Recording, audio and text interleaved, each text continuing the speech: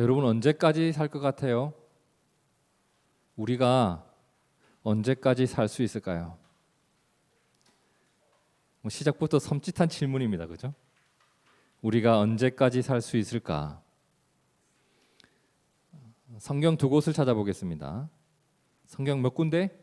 두 군데. 첫 번째 시편 90편 10절입니다. 함께 읽어볼게요. 시작. 우리의 연수가 70이요 강건하면 80이라도 그 연수의 자랑은 수고와 슬픔뿐이요 신속히 가니 우리가 날아가나이다. 오래전 한 시인이 노래한 내용인데, 사람들을 둘러보니 70 또는 80을 살아가는데 그 세월이 꼭 날아가는 것 같다라고 표현합니다. 그렇죠. 우린 날개는 없어요. 근데 세월을 날아가고 있어요. 정말 세월이 날아가듯 빨리 흘러가고 있죠. 그죠? 근데 그렇게 빨리 흘러가는데 그 가운데 얼마나 많은 일을 겪으며 또 살아가요. 우리의 인생이 그래요. 내 모습이 어떠하든 간에 남들이 알지 못하는 수고를 하고 있고 수많은 사연들이 얽혀서 살아가고 있어요. 그런데 그 과정을 날아가듯 빠른 세월 속에서 겪으며 살아가고 있단 말이에요. 우리가 이걸 알아야 돼요. 현재 내가 무엇이 되었는가? 그가 무엇을 이루었는가? 이런 것과 상관없이 인간은 누구나 존중받아야 하고 대단한 삶을 살아가고 있다는 것을 우리가 인정해 줄 알아야 돼요. 다만 그 가운데 우리가 죄는 조심해야 돼요. 주님을 바라보면서 하루하루 살아가는 우리 성도님들, 날아가듯 빨리 흘러가는 그 세월 속에서 아무쪼록 주님께서 주시는 위로와 힘이 있기를 진심으로 축복합니다. 우리 이 땅의 삶은 그래요. 70, 강건하면 80. 다시 한번 물어볼게요. 우리가 언제까지 살 수 있을까? 성경 두 곳을 찾아보자고 했는데 나머지 한 곳, 전도서 12장 7절을 함께 읽어봅시다. 시작. 흙은 여전히 땅으로 돌아가고 영은 그것을 주신 하나님께로 돌아가기 전에 기억하라. 자, 여기에 보니까 사람을 돌아가는 존재라고 표현합니다. 흙, 우리의 몸을 가리키는 말이죠. 우리의 몸은 어디로 돌아간다? 땅으로 돌아가는 거예요. 땅으로 돌아간다. 시편에서는 그 땅으로 돌아가야 될 시기를 70 또는 80이라고 했어요. 그런데 영이란 말이 나와. 영은 어디로 돌아간다? 그것을 주신 하나님께로 돌아간다. 그러면 다시 한번 물어보겠습니다. 우리가 언제까지 살 수 있을까? 우리가 언제까지 살아요? 성경은 말씀합니다. 우리는 영원하신 하나님과 영원한 삶을 살아가는 존재라는 것을 기억하라. 그래서 성경은 죽음을 끝이라고 하지 않고 돌아감이라고 표현하는 거예요. 몸은 흙으로 돌아가요. 영은 하나님께로 돌아가요. 우리가 잘 아는 요한복음 3장 16절을 우리가 함께 읽어보겠습니다. 시작. 하나님이 세상을 이처럼 사랑하사 독생자를 주셨으니 이는 그를 믿는 자마다 멸망하지 않고 무엇을? 영생을 얻게 하려 하심이라. 그를 믿는 자마다 멸망하지 않고 영생을 얻게 하려 하시기 위해 예수님이 오셨다는 것을 우리가 너무 잘 알고 있어요. 문제는 그걸 순간순간 잊어버리고 살아간다는 거예요. 우리가 영원 속에서 살아간다는 것을 믿고 기억하고 그 믿음 위에서 오늘의 삶을 살아갈 수 있는 믿음이 있기를 진심으로 축복합니다. 그것을 잊어버리면 어떻게 되는가? 이 사단이 발생해. 누가복음 12장을 보세요. 어떤 한 사람이 예수님을 찾아와서 하소연을 하는데 그 하소연의 내용이 이랬습니다. 저 선생님, 제가 너무 답답한 일을 좀 겪고 있습니다. 아니 글쎄 저희 형님이 부모님이 물려주신 유산을 다 삼키려고 합니다. 선생님이 이것 좀 해결해 주십시오. 누가복음 12장 13절 무리 중에 한 사람이 이르되 선생님 내 형을 명하여 유산을 나와 나누게 하소서. 그 사정이 이해가 되고 공감이 돼요. 돈 문제가 얼마나 심각한 문제인지 저도 잘 알아요. 형제 사이 갈라놓더란 말입니다. 더 정확하게 말하면 조금이라도 더 얻고자 하는 각각의 욕망이 형제를 향한 배려와 사랑, 그 형제에 함께 살아온 인생마저 갈라놔 버리는 거예요. 욕심이 말이에요. 예수님께서 그의 하소연을 듣고 주신 말씀이 있었습니다. 자, 통장 가져와라. 몇 대 몇으로 나눠라. 이런 걸 말씀하신 게 아니라 그들에게 법과 원칙을 이야기해 주셨던 것이 아니라 지금 이 일을 기회 삼아서 매우 중요한 것 하나를 알려줍니다. 그게 무엇에 관한 이야기였냐면 생명에 관한 이야기였는데 이 부분이 매우 중요합니다. 자, 14절과 15절을 보세요. 누가복음 12장 14절 15절. 이르시되 이 사람아 누가 나를 너희의 재판장이나 물건 나누는 자로 세웠느냐 하시고 그들에게 이르시되 무엇을 얘기합니까? 삼가 모든 탐심을 물리치라. 그 탐심이 어디를 향해 있었던가? 70도는 80사는 이 땅에 머물러 있었던 게 문제예요. 그것만 바라보면서 살아가는 너희들 그것을 물리쳐라. 사람의 생명이 그 소유에 넉넉한데 이 땅의 것에 있지 아니하리라 하시고 사람들의 살아가는 모습을 보면 그래요. 마치 이 땅에서 영원히 살 자처럼 살아가지 정작 저 영원한 삶을 내다보면서 살아가지를 않아. 영원한 삶을 내다보면서 그 일에 보탬이 되는 삶을 살지 않고 예수님을 믿으면 멸망하지 않고 영생을 얻는다는 것을 너무 잘 알지만 너무나 많은 성도들이 영생이 없는 자처럼 살아가요. 그러니까 집비 몰라. 자기밖에 몰라요. 내가 두 개 있어도 하나 줄 줄을 몰라. 이 땅에 눈이 닫혀서 그래요. 지금 이 두 형제가 그렇게 살아가고 있어요. 예수님은 유산으로 인해서 다투고 있는 그들에게 너희의 본질적인 문제는 공정한 분배가 아니라 너희 속에 있는 탐심이다. 그것부터 어째 좀 해야 하지 않겠는가. 그러면서 이야기를 이어간 게 그 다음 이야기예요. 어떤 한 부자가 있었는데 돈이 너무 많더라. 재산이 너무 많다 보니 이제 둘 곳이 없어서 이걸 어디에 둬야 될까? 그래서 창고를 만들어야 되겠다. 그 창고를 만들고 거기 쌓자. 그걸 보고 얼마나 만족스럽고 행복했는지 그가 이런 말을 했다고 해요. 누가복음 12장 18절에 내가 이렇게 하리라. 내 곳간을 헐고 어떻게 더 크게 짓고 내 모든 곡식과 물건을 거기 쌓아두리라. 또 내가 내 영혼에게 이르되 영혼아 여러 해 쓸 물건을 많이 쌓아두었으니 자신의 영혼을 위해서 한 일이 뭐예요? 이 땅에서 영원히 살 것처럼 살아가는 거야. 근데 이게 맞냐는 거예요. 그가 했던 일은 쌓아둠 그리고 뭐예요? 나 홀로 즐김. 맞잖아. 하나님께서 그에게 복으로 그 많은 재산을 주셨는데 그가 그것 가지고 한 게 이것밖에 없는 거야. 쌓아둠 나 홀로 즐김.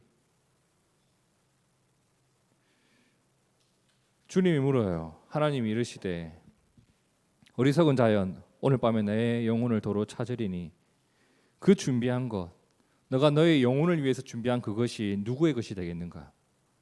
자기를 위하여 재물을 쌓아두고 하나님께 대하여 부유하지 못한 자가 이와 같으니라. 그 많은 것을 가지고 자신의 영원한 삶의 상급을 위해서 충분히 사용할 수 있었는데 그거 하나 내다보지 못하고 자기만을 위해서 살았단 말이에요. 영원한 생명을 가지고 있는 자가 흙으로 돌아갈 일에만 몰빵하며 살아가고 있어요. 주님이 묻는 거예요. 너에게 믿음은 뭐냐는 거예요. 예수님을 통해서 얻은 영생의 소망이 내 삶을 이끌어가는 소식이 되어져 있는가? 그렇지 못한 거예요. 근데 이러한 모습과는 달리 예수님이 우리에게 주신 생명의 복음으로 살아가는 구체적인 성도의 모습이 이제 오늘 본문에 나오는 이야기예요. 고린도후서 5장 1절을 함께 읽어볼까요? 시작. 만일 땅에 있는 우리의 장막집이 무너지면 하나님께서 지으신 집 곧 손으로 지은 것이 아니요 하늘에 있는 영원한 집이 우리에게 있는 줄 아느니라. 이 말씀이 충격적인 거예요.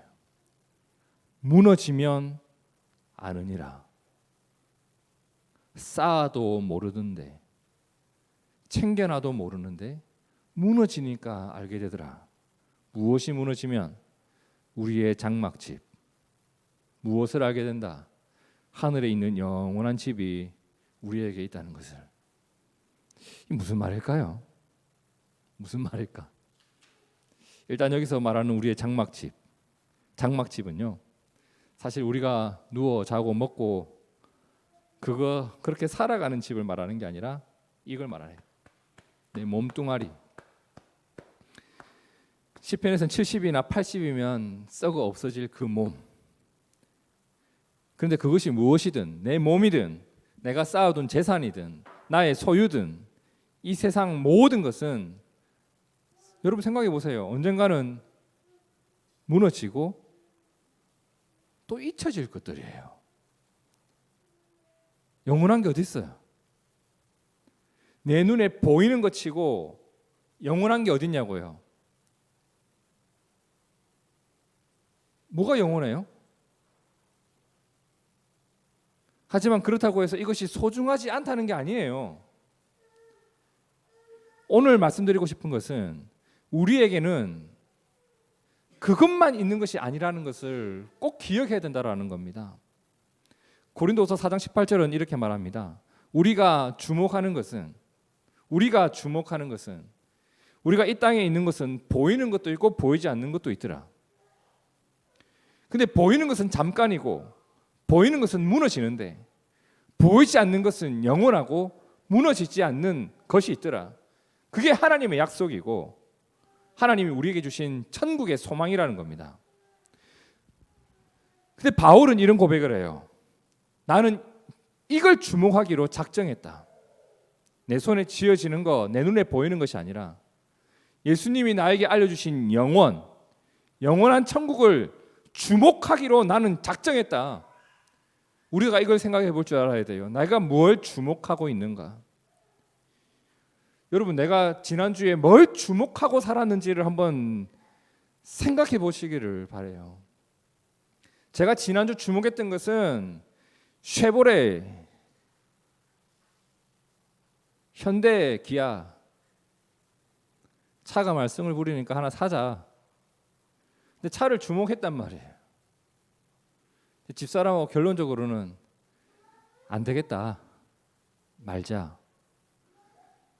고장난 차를 보지 않고 교회를 생각하면 생각할수록 저 먼 나라를 바라보며 살아가면 살수록 이게 지금 당장 급한 게 아닌 것처럼 느껴지는 거예요. 못 사겠어요. 도대체 돈이 없어서가 아니라 그것에 대해서 마음이 끌리지를 않아요. 사야 된다는 것을 알면서도 주목하고 있는 게 그것만 있는 게 아니다 보니까 다른 곳에 계속 다른 가치를 품게 되더라고요. 여러분, 우리가 보이는 것만 주목하고 있는지 보이지 않는 것도 주목하는지를 돌아봐야 돼요. 바울에게는 지금 내 눈에는 보이지 않지만 주님께서 우리에게 알려주신 그 영원한 집이 계속 보이는 거예요. 그러면서 보이기 때문에 사모했던 것이 있는데 그게 2절이라고요. 참으로 우리가 여기 있어, 탄식이 나온다. 탄식이. 예수를 믿고 살아가는데 왜 이렇게 고난이 많은가? 왜 눈물 많은 세상인가? 근데 그 탄식이 나올 때 그가 뭘 사모했냐면 하늘로부터 오는 우리 처소로 덧입기를 사모하노라. 간절히. 이 무슨 말일까요? 하늘로부터 오는 우리 처소, 천국으로 내가 덧입기를 소망한다. 여러분, 이 무슨 의미일까요? 내가 주목은 할 수 있어. 나에게 그 소망이 있다. 그 소망으로 내가 살아가겠다. 주목은 하겠어. 근데 덧입는다는 게 무슨 말일까요? 기억하세요. 이 땅을 영원히 살아갈 천국과 연결된 삶으로 살아가고 싶다는 이야기예요. 무슨 말인지 이해되세요, 여러분? 영원한 나라가 내 육신의 장막이 무너지고 내가 죽은 이후에 만나는 나라가 아니라 지금 이곳에서 오늘 이 시간 속에서 그 나라와 연결되어 살아가기를 나는 원하고 있다. 천국과 연결되어 있는 삶을 말하는 거예요. 영원한 생명은요, 죽어서 만나는 것이 아니잖아요. 이미 내 삶은 시작이 되었다고. 이 땅의 삶도 그래서 소중한 거예요. 그래서 이 땅의 삶과 그 영원한 삶을 붙여서 살아갈 줄 아는 게 이 땅을 하나님 나라로 살아가는 거잖아요. 그것을 4절은 이렇게 설명합니다. 참으로 이 장막에 있는 우리가 짐진 것 같이 탄식하는 것은 벗고자 함이 아니다. 내가 천국을 소망하면 이 땅 빨리 죽어도 되나요? 이 땅 무시하고 살아도 되나요? 그게 아니라는 거예요.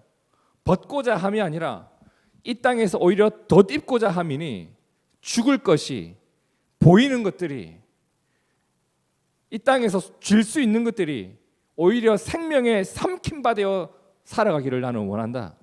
나는 소망이 천국에 있기 때문에 이 땅의 장막, 이 땅의 삶을 벗어버리고 싶은 것이 아니라 오히려 그 나라와 연결된 삶을 살아갈 것이고, 그 영원한 곳에서의 삶의 방식이 지금의 삶을 규정하고 지금의 삶의 방식을 삼켜버리는 일을 나는 간절히 사모하고 있다.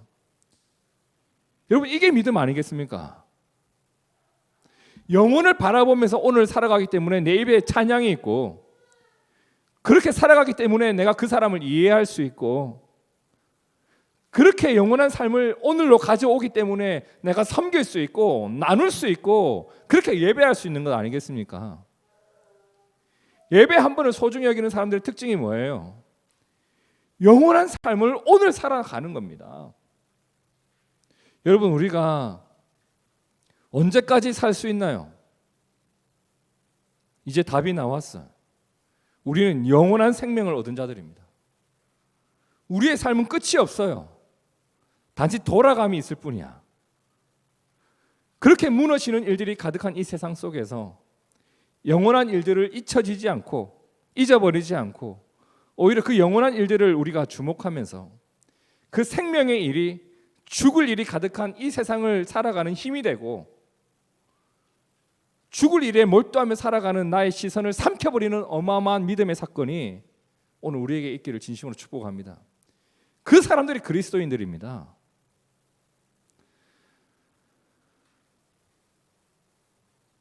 저는 고향이 부산입니다.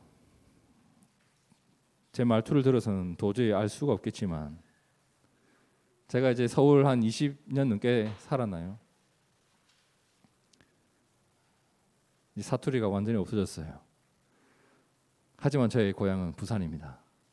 말을 고쳐도 그건 못 바꾸겠더라고요. 어린 시절에 방학이 되면 한일역에 고속버스를 타고 외할아버지 외할머니가 계신 경북 울진이라는 곳에 가곤 했습니다. 생생합니다.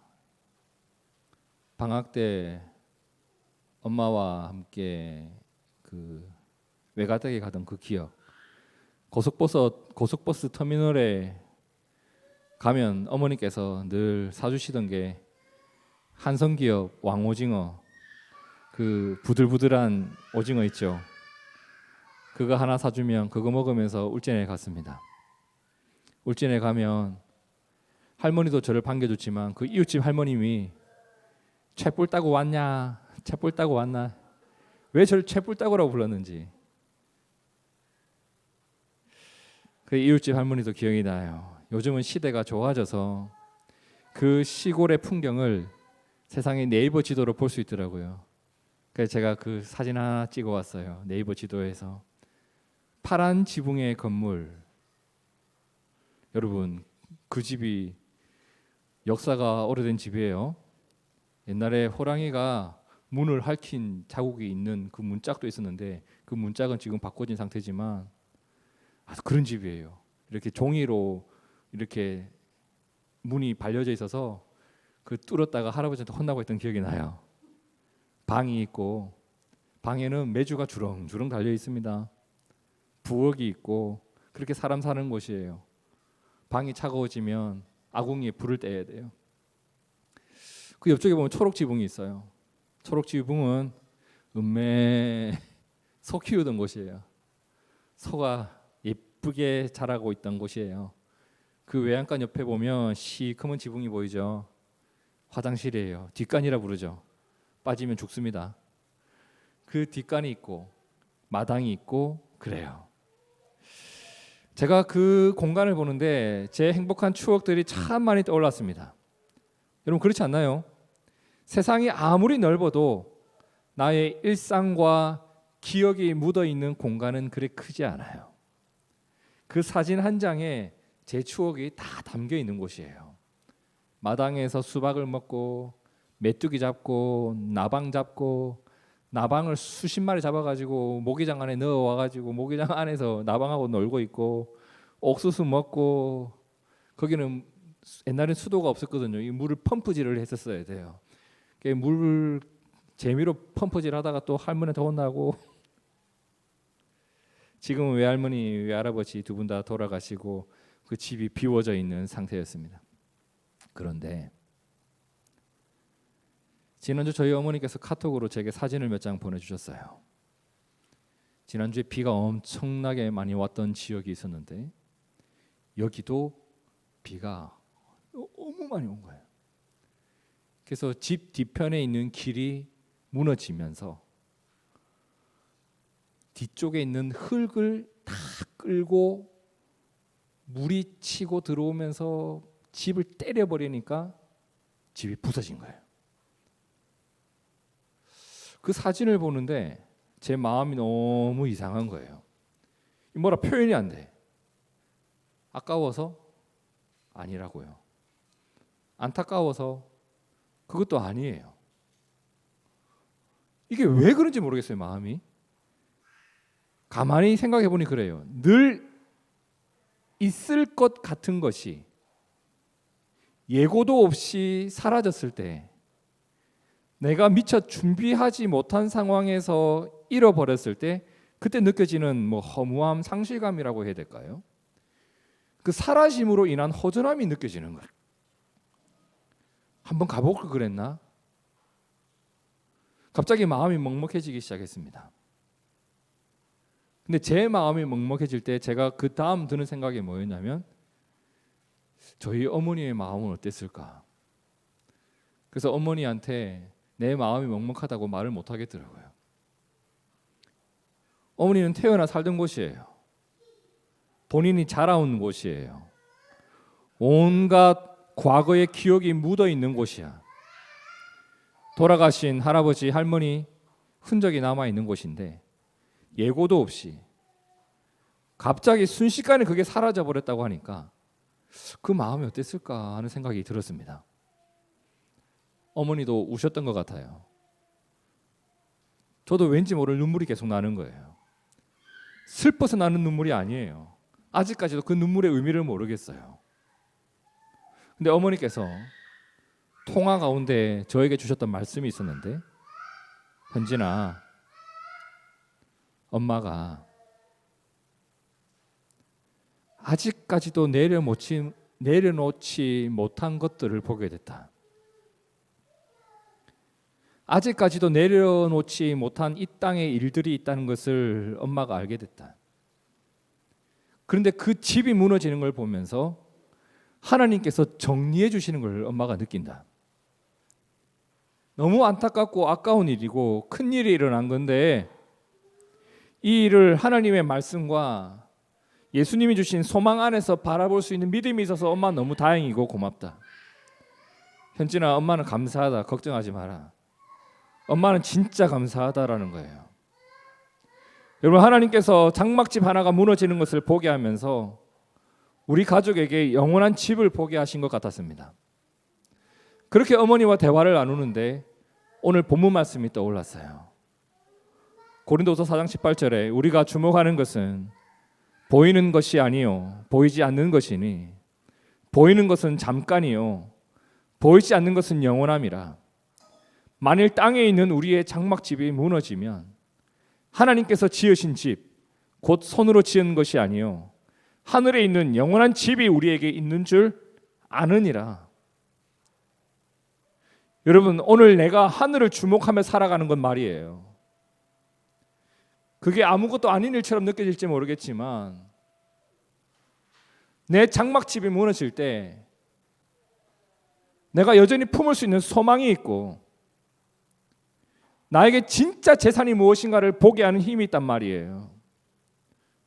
우리가 무너지지 않는 영원한 일을 주목하고 있으면 이 땅에서 무너질 것이 무너질 때에 여전히 바라볼 것이 있고 이런 것이 아니라는 것을 깨닫게 된다고요. 여러분, 이것이 이 땅의 삶을 손 놓고 살자는 말이 아니에요. 그 삶을 영원 속에서 살아가고 주님에게 맡기고 살아가자는 겁니다. 설교를 시작하면서 물었습니다. 우리가 얼마나 더 살게 될까? 우리가 얼마나 더 살아요, 여러분? 영원입니다. 그렇다면 그 영혼과 연결되어 살아가는 것이 오늘 우리가 믿음으로 해야 할 일 아니겠는가? 믿음으로 구하는 것이 맨날 이 땅의 일이야. 왜 주목하는 게 그거니까. 믿음으로 구하는 것이 70년, 80년이면 끝날 일이야. 이건 문제가 있단 말이에요. 우리가 믿음으로 이루어야 할 일은 내 삶이 영원과 연결되는 것이고 주님의 나라와 연결되어 살아가는 겁니다. 영혼을 바라보면서 살아가는 자에게 이 땅에 줄 수 없는 평화가 있다는 것은 이 땅에 없는 소식으로 우리가 소망을 삼았기 때문에 그래요. 영혼을 바라보면서 살아가는 자에게 어찌 하늘에 상급이 없겠고 하늘에 위로가 없겠어요. 우리가 그것으로 살아가는 믿음의 성도 되기를 진심으로 축복합니다. 오래전 다윗이 이런 고백을 했죠. 여호와는 나의 목자시니 내게 부족함이 없다. 이 땅의 삶이 푸른 풀밭 같을 때가 있고 신만한 물가 같을 때가 있고 근데 때로는 사망의 음침한 골짜기와 같을 때가 있더라. 하지만 어찌하든 간에 내 평생에 선하심과 인자하심이 반드시 나를 따르리니 이 땅을 영원 속에서 살아가는 거예요. 하나님과 동행하면서 살아가는 거예요. 그 인자하심과 선하심이 반드시 나를 따르리니 내가 여호와의 집에 영원히 살리로다. 날아가는 것 같은 이 땅의 삶 속에서 영원한 삶을 내다보는 믿음과 그 영원한 집에 대한 소망이 오늘 우리 생각의 기초가 되고 그리고 오늘 내가 살아가는 삶의 방식이 되기를 바라고 축복합니다. 함께 기도하겠습니다.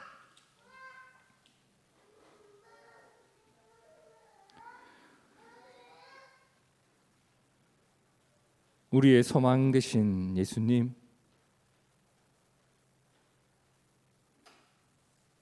믿음으로 내가 무엇을 하는지 돌아봅니다. 내가 무엇을 주목하는지 돌아봅니다. 믿음으로 이 땅을 천국으로 살아가는 우리 한 사람 한 사람 되게 도와주옵소서. 미련한 비늘은 우리의 눈에서 벗겨지고 믿음과 지혜로운 주님의 시선이 주님이 나에게 주신 믿음이 이 세상을 바라보고 이 세상을 살아가는 기초가 되게 도와주옵소서. 그렇게 살아가기를 원하오며 살아계신 예수님 이름으로 기도하옵나이다. 아멘. 아멘.